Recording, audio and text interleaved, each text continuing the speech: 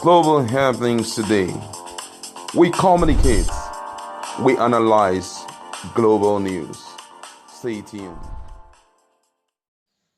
Hello, beautiful people. Welcome back to Global Happenings Today YouTube channel. While Kashim Shetima is dancing to Boga, bogaring the song and getting excited, Nigerians already beginning to feel the bite of his principal's announcement that is going to remove the fuel subsidy, even though the effect will not take place till ending or beginning of July. But it looks as if that announcement alone have caused panic buying, and unfortunately, it has caused some of these filling stations in most parts of the country. They have shut down, probably hoarding it for the real deal. This is definitely man's humanity, inhumanity to man.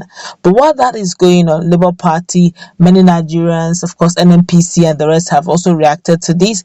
Don't forget, today is another day for the court hearing. In fact, the real court hearing is beginning today.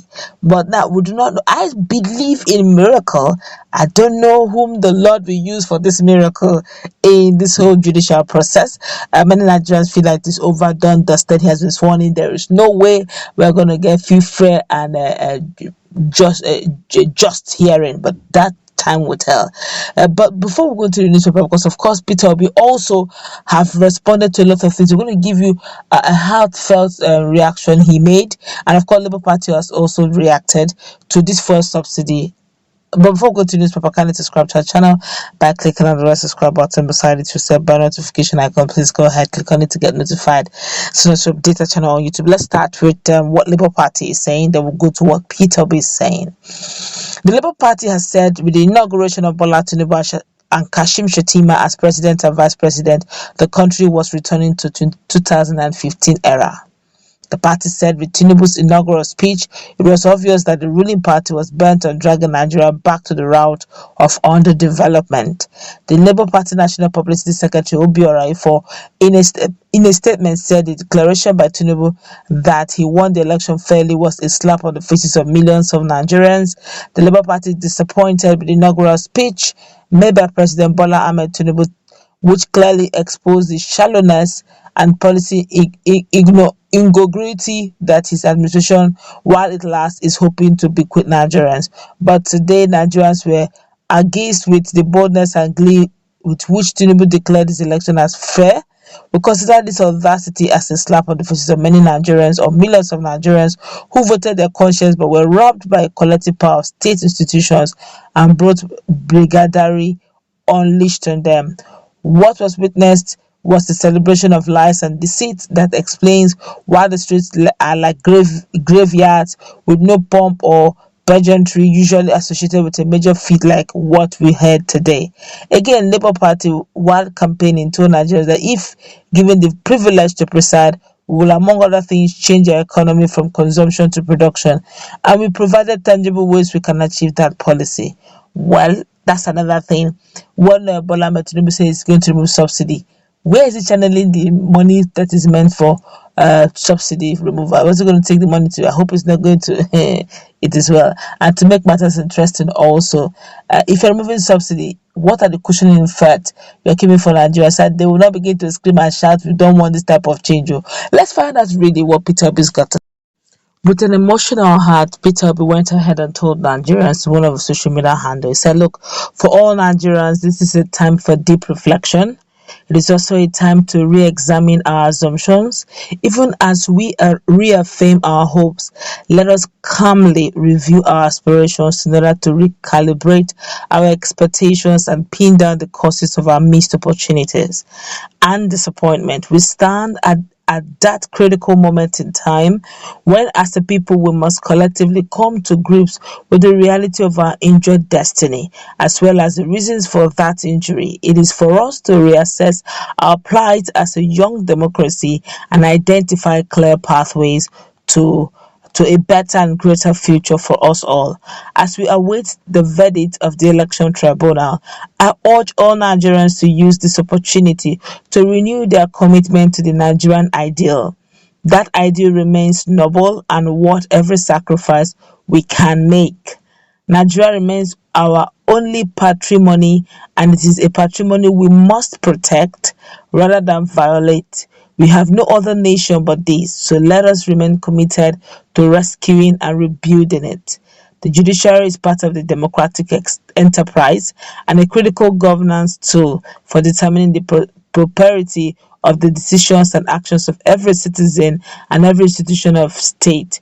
To that extent and for that reason, I urge everyone to treat it with the respect and dignity it deserves. We expect that Nigerian judiciary will use the election cases now before it to reaffirm its independence and integrity. It has to do so for all our sakes and for itself. Nigerians must therefore remain peaceful and law abiding. No matter the depth of anyone's reservations about what is going on in the polity today, no matter the real and imagined provocations, and no matter the disagreement out there, we should remember that this will not last forever. I remain committed and untiring in my determination to work with like minded fellow Nigerians to end the curse of missed opportunities and squandered hope that has become our lot here. I will never shrink from that original commitment because I firmly believe that we must change from the present politics of criminality and corruption in order to make a new Nigeria possible. I call on fellow Nigerians, especially youth, to remain steadfast, calm, patient, and peaceful. Our journey may be long and difficult, but it is worth it in every way. Victory is assured. We have to work together to move our beautiful country from corruption and criminality to a center of productivity rather than aimless consumption. I am aware of some evil designs being hatched against me and my supporters in the coming months.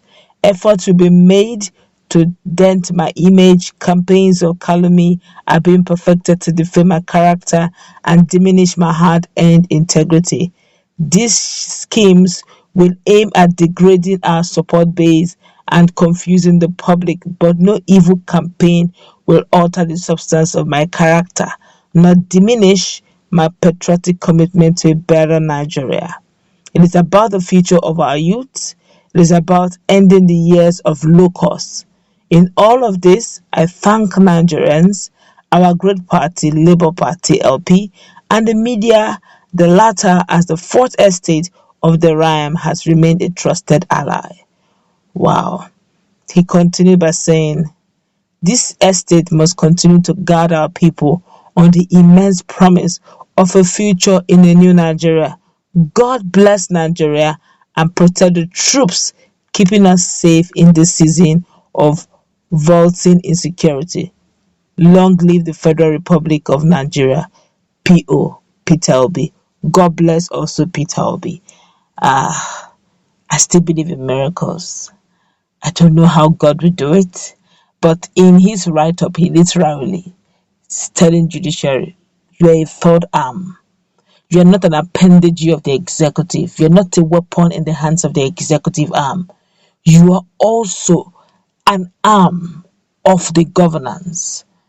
Can you stand up truly to become the hope, true hope of the common Nigerian, the last hope of a common Nigeria? He's saying you can also, not only will you not redeem your image, you will also have an image that Nigerians will forever respect. Mark your name in imprint of the future and also save Nigeria from where it's heading to. He has said it all. Let's meet in our conversation. What's your take? Have a nice time. God bless.